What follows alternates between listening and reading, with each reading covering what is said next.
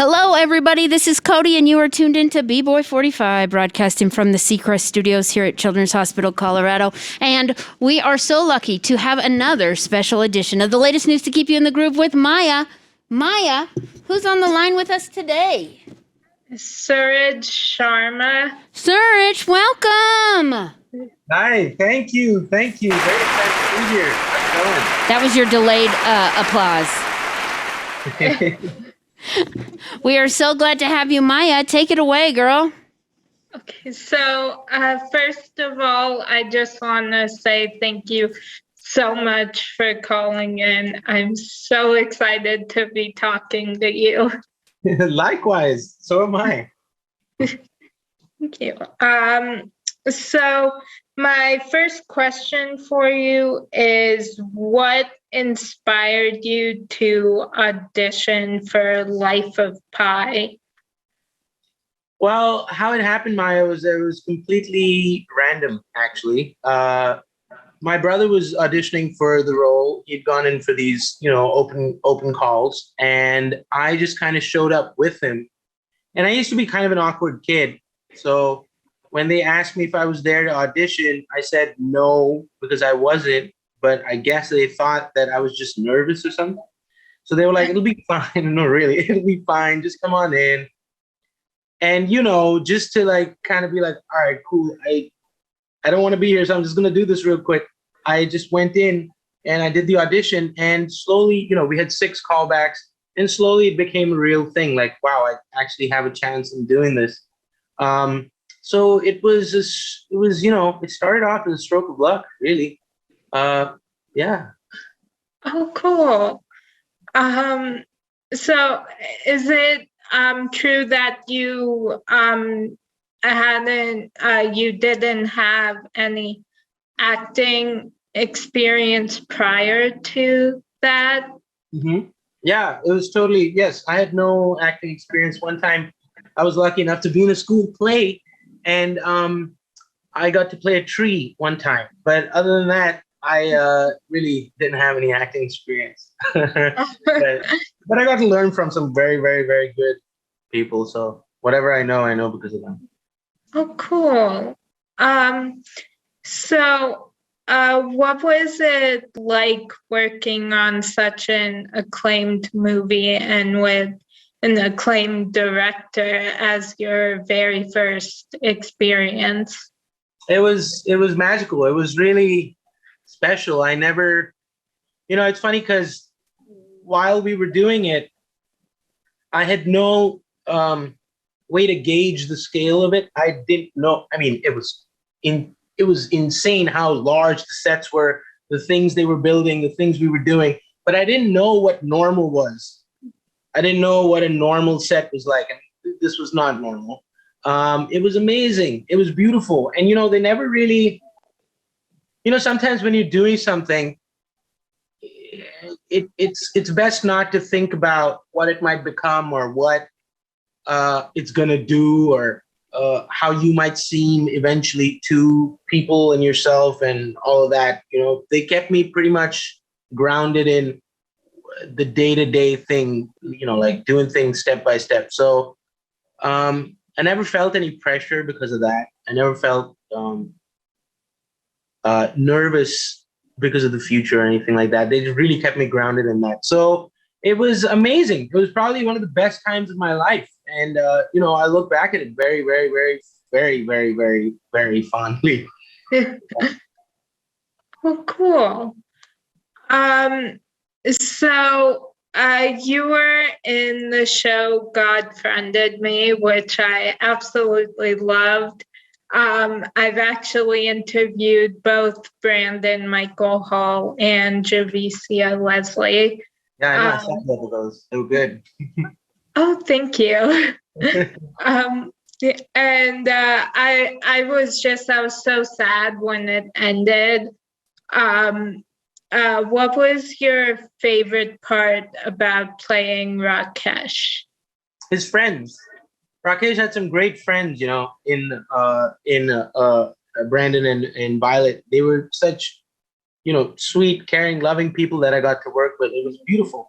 I loved Rakesh's spirit. I loved his positive attitude.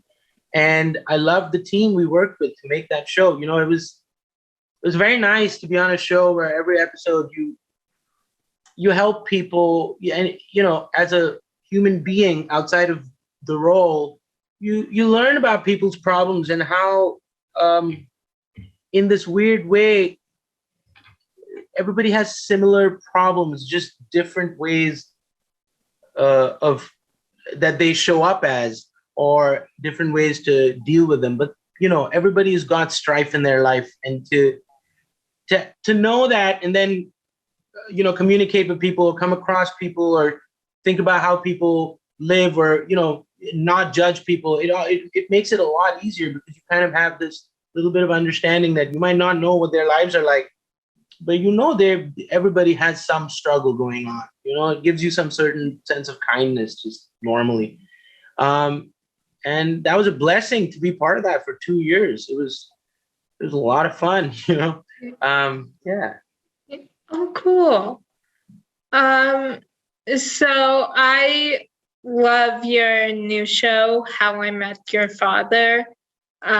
Were you a fan of How I Met Your Mother? Yeah, I loved How I Met Your Mother. I watched it like maybe 2 times, straight through the series. And, every once in a while I'll watch an episode here and there. I really liked How I Met Your Mother. I think a lot of people did. It was a great show. And, with shows that are long-standing and that you watch over a period of time, you kind of feel like the people in the show. You kind of feel like almost like you're part of the group in this little way.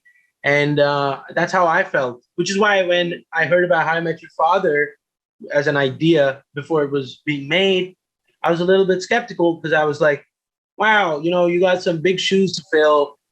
And I guess to a degree, it was because I loved How I Met Your Mother so much that I got a little bit defensive about it. Like, don't try and ruin it, maybe. But, after talking to the showrunners and reading the scripts and stuff like that, I realized that, wow, this is actually an opportunity. It's not a bad thing, because, you love something so much, you don't want to ruin it by trying to make the same thing again. But they weren't trying to do that. They were trying to make it continue, and then there's a difference in that. And so it's been fun ever since, got on the project, and things have been great. Oh, cool.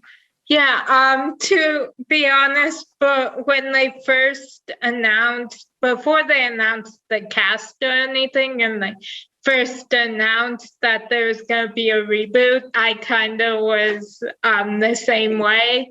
And then when I found out you were going to be in it, I was like, okay, I think this is going to be really good. Oh, that's nice. So, yeah. So can you share anything about what season 2 will bring for your character? You know what, Maya, and this is one of the fun things about working on this project, is I have absolutely no idea. We have no clue. To be honest, when we're shooting episode 3, we don't know what's going to happen in episode 4 at all. Zero clue.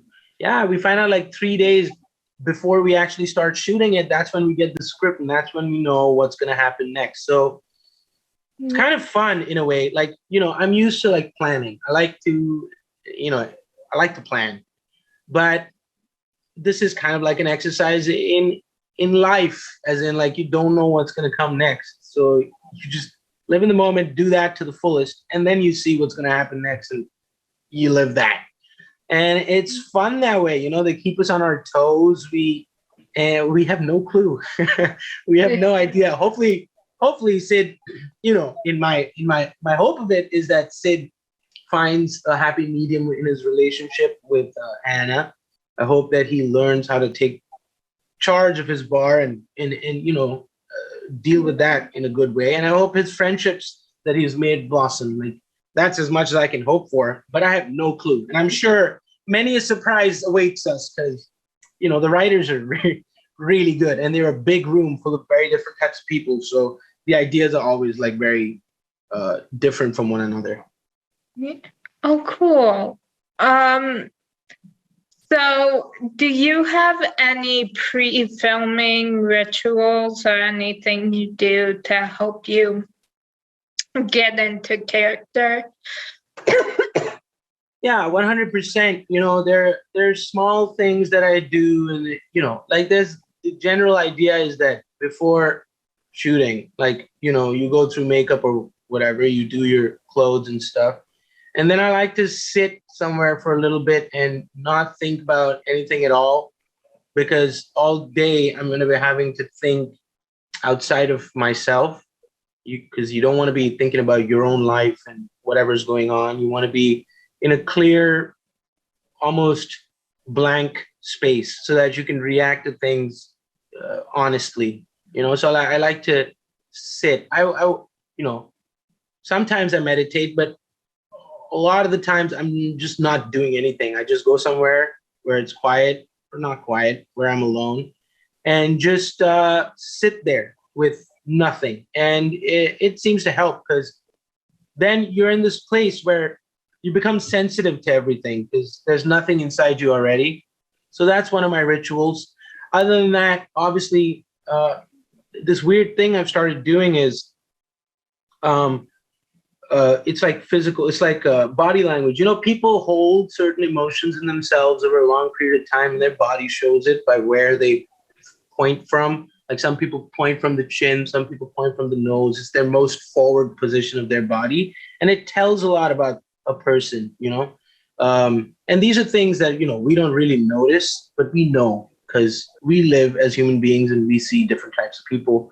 So, I choose certain body positions for everybody that I play, and just stick with it all day. So, Sid's got his, and yeah, he's a very head-leany person.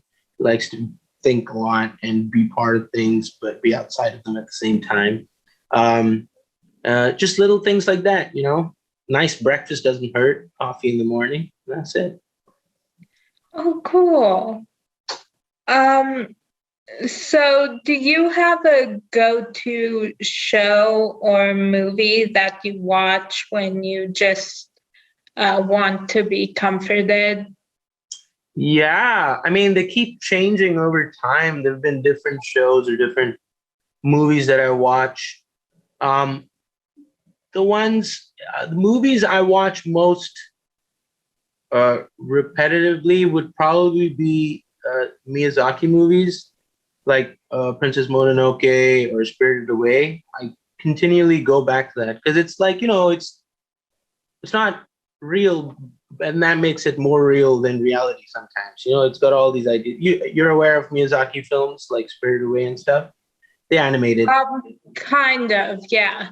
You should check them out. I think you'll like them. They're like really, cool. They're really like insightful. They're full of insight and like, beautiful ways to talk about tough times and good times and truth and honesty and stuff like that. So I do that. The other thing that I watch is non-narrative. It's called Grand Designs, in which people basically build houses. They like build them themselves. It's like, people build houses like they'd like their houses to be built. And, a person, like, generally the space they occupy, they want it to kind of represent themselves to at least to a degree. They're trying to make it their own. To see people, what affects them so strongly and what they want themselves surrounded by.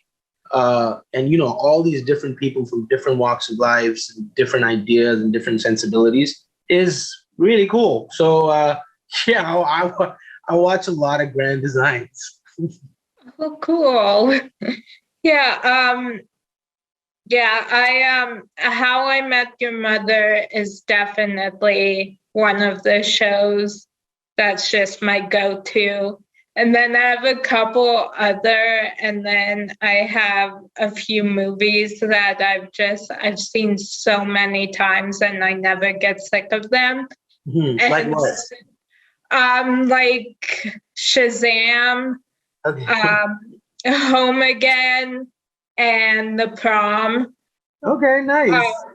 Yeah, so those are, I have those on repeat whenever I just need to, like, not think of anything and Yeah. Yeah. Everybody has those, and everybody needs those. And that's what makes movies and TV shows special, right? It gives you a place of comfort and familiarity and solace, all the good things, you know? Yeah. Yeah. And I always find it funny when I tell somebody those three movies. I'm always like, and none of them are the same. Like they're all completely different. So my mom always jokes that I have a very eclectic taste. Because I just kind of like things from different, like every genre. So Yeah, I think that's a great thing, right? Because you pull from so many different spaces. And I think like sometimes I think like people's favorite movies and TV shows are like friends, in the sense that you need different types of people in your life just to give you different perspectives on things. And I feel like movies sometimes kind of can seem like that in a weird way. Yeah. Yeah, it's cool. Hey, eclectic. Oh. Yeah. Thank you. So what is your biggest pet peeve?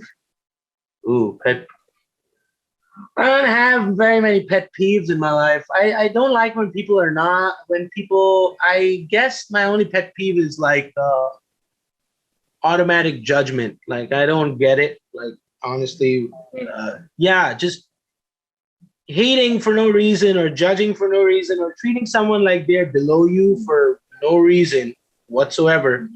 Really, that would be a pet peeve of mine. I don't have many pet peeves other than that, though. That one does get me, pretty riled up. Yeah. I have so many pet peeves. So I'm jealous that you don't have any. Well, I don't not have any. I just don't have very many. I feel like, yeah.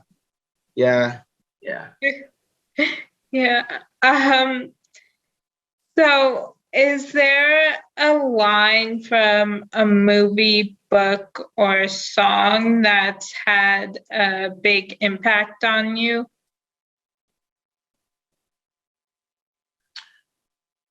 I'm sure there are very many lines from a lot of things that have probably had a big impact on me, but I couldn't tell you one. Because now I'm thinking about it and I can't really, nothing's really coming to my mind. What I did have recently be impacted by is there's this poem. I don't really remember who wrote it, but they did a great job. Morgan Freeman kind of recited it on an interview somewhere. The poem's name is Invictus, I'm pretty sure. And it's beautiful. It's epic. It gives these ideas of being on a ship and fighting the tides and making it through whatever adversity comes through your life.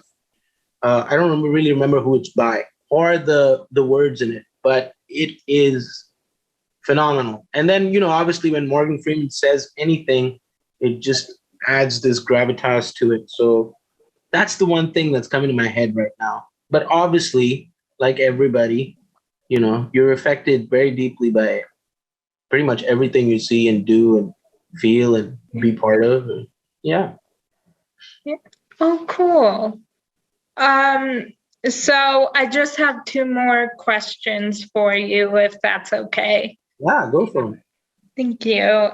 So if you could have any song playing to announce your entrance into a room, what song would it be? It's this Punjabi song called Brown Munde. And that's definitely what I would like as my entrance song. It would be pretty sick. It's basically like it kind of like bolsters, or it's like, it's a bit of a there aren't any songs about Brown Monday means brown boys, essentially. And it's basically like, self-bolstering, being like, we're out here, we're doing our thing. And I really love the song. You should check it out. Brown Monday, once again. And yeah, that's definitely how I would. That's how I would walk into something. That would be funny. That would be cool. Oh, cool. So my last question for you is, who do you consider to be a real life superhero and why? Well, first and foremost, I'd say my mom. Definitely 100% real life superhero. She's been through a lot. She has pulled the family through a lot. I have a brother and a sister. Um, Between her and my dad, yeah, they've given us a lot with not much. And yeah, definitely real life superhero, 100%. Yeah. Oh, I love that. Yeah. Um, yeah, my mom and my sister are my real life superheroes. I don't know what I'd do without them. So Yeah, that's good. It's sometimes people forget, and sometimes I also forget, but family is like really, really, really, really, truly the most important thing. And yeah, I'm glad that you think so too. I do too. Yeah, without them, I wouldn't even exist. yeah. Yeah, yeah, when the pandemic first hit and everybody was locked in their homes, we were stuck together for months, and we always joke that it was a good sign that we weren't, like, after 6 months or however long that had been, that it was a good sign we weren't sick of each other yet. So Yeah, I mean, that's amazing. Not many people make it through that and be like, I am not entirely sick of the person I'm living with currently. So it's yeah. like, yeah, especially because you're not getting to go outside, you're not getting to do anything. You're like really focused in there. So that's beautiful. That's a good sign of great relationship. I'm sure it actually helped and bolstered your relationships, don't you think? Like it made it better, even Yeah. somehow. Yeah, that's cool. Yeah. That's Yeah. really cool. Thank you. Yeah, and I just still remember, like for all that time we were locked in the house, I would not even like go outside to take our dog for a walk. I was like, I don't want to leave the house. I'm just gonna like sit here and watch How I Met Your Mother. So, That's so funny. Well, hopefully we yeah. don't have another pandemic, but I hope you binge How I Met Your Father too once it's done. Yes, I'm watching it when every week when a new episode comes out, and then I'm always annoyed that I have to wait another week to watch the next. Oh, me too. Me too. But I think it's a good thing because people keeps the audience engaged. It gives them a little bit to wait for. And the best part is you do that once, and then the next time you watch it, you can watch the whole thing in one sitting. Yeah. Yeah. Which I will definitely do. I was actually just rewatching the episodes that are out right before the interview. So. Oh, that's nice. That's nice. I'm glad you like them because we tried. Thank you. Yeah, I love the show. So That's really nice.